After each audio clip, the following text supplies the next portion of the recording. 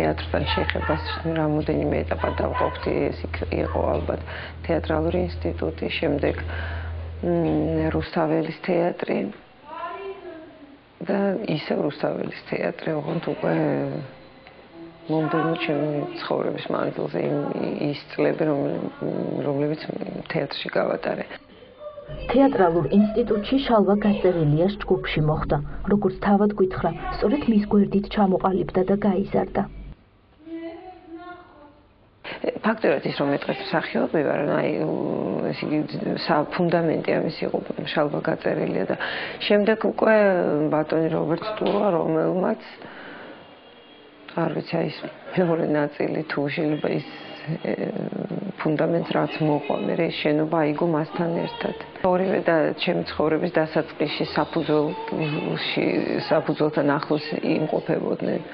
მაშინ ძალიან ახალგაზრდა ვიყავი და მგონია რომ ეს ორივე ადამიანი და მათთან ერთად რუსთაველის თეატრი ჩემი ცხოვრების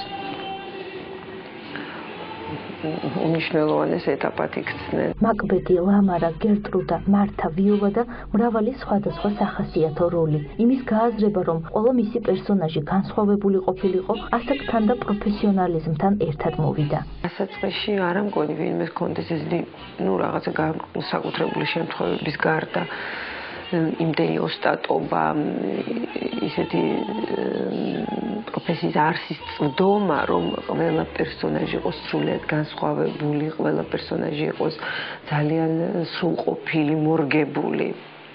ასეთი რამ შემდეგ ბოლო წლებში შეიძლება მე ეხლა ვიგრძენი და იმ წლებში რაც წლებზეც თქვენ მეკითხებით ლამარა, იგივე მაკბეტის ეჩვანელი, იცით ეს როგორც ისეთი კიდობანი იყო, ჩაყოფდი ხელს, ამოიღებდი რაღაცას, ჩაყოფდი, ამოიღებდი, არც ფიქრობდი ისინი გვანან ერთმანეთს, მაგრამ ნელ-ნელა ეს რაღაცა კიდობანი ცარიელდება, თუ ის არ შეავსე, თუ ამაზე არ იმუშავე, თუ არ შექმენი რაღაც, მე უკვე როლები გროვდება, ანუ ბევრ რამეში ვნახე ხარ ადამიანს, სადროსაც პირველად სახასიათო როლი სამუშაო და სადროსაც მეშვიდეთ. აი მერე ჩნდება ასაკთან ერთად ეს პრობლემა, რომ როლი არ გავდეს ერთი მეორეს. და აი მერე იმ შენ კიდობას, რითი გაავსებ, რითი გაამდიდრებ, შეავსებ. ეს უკვე არის შენზე დამოკიდებული, ეს უკვე არის ოსტატობა. ნიჭიერებისა და დიდი შრომის მოყვარეობის მიუხედავად შეიძლება რეჟისორის და მსახიობის თანხვედრა არ მოხდეს, თუმცა ამას ვერ ვიტყვით ნინო კასრაძისა და რობიკო სტუროას ურთიერთობაზე. მისთვის ეს ურთიერთობა ძალიან ფაქიზი და სათუთია. ჩვენი სფერო ესეთა ჩემი პროფესია თეატრი სულ ამოხსნა რაღაცის სულ საიდუმლოა და მუდმივად რაღაცის ამოცანა ხდება. თუ ამის ამოხსნა არ ხდება, ამ ცდელობა ამოხსნის, მაშინ არც არის საინტერესო. გამოცანასთან დაკავშირებული და ეს ჩვენი ურთიერთობებიც რეჟისორი, მსახიობი, რეჟისორი, აი ეს ურთიერთობები ძალიან ახლოს არის რაღაც საიდუმლოსთან და გამოცანასთან. ხო და მე დავტოვებდი ამ ჩვენ ურთიერთობას ამ გამოცანის სფეროში. ისევე როგორც ყველა ხელოვანი ადამიანისთვის, მისთვისაც უდიდესი ძალაა მაყურებელი.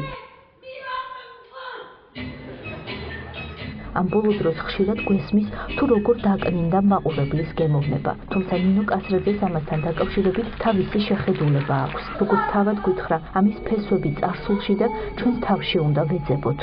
ეს ერთი პროცესია.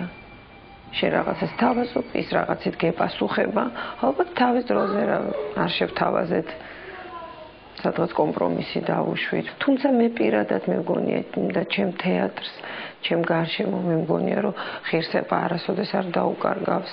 რთულ სიტუაციებში ყოველთვის ცდილობდა, რომ ეს დონე დაბლა არ დაშვებულიყო. თუმცა ეს ძალიან რთულია დღევანდელ პირობებში.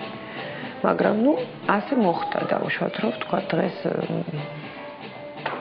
შეიძლება რაღაცა ოდნავ უფრო იაფასიანმა მეტი აჟიოტაჟი გამოიწვიოს. მე რა ეს არ მიმაჩნია კატასტროფად მით უმეტეს თეატრისთვის, იმიტომ რომ დარწმუნებული ვარ, რომ თეატრი ამას უფრო რთულ გამოწვევებს გააუძლებს.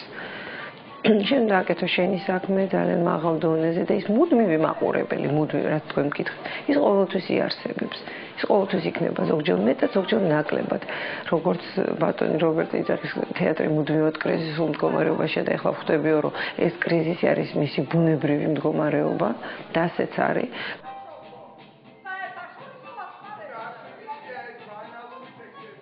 მე არ მეშინია იმ სპექტაკლის რომელიც ჩავარდა და ვერ ვითამაშე. ამის არ მეშინია. მე მეშინია იმ სპექტაკლებში, როდესაც ყველაფერს ვაკეთებ და მიზანს ვერ ვახცევ.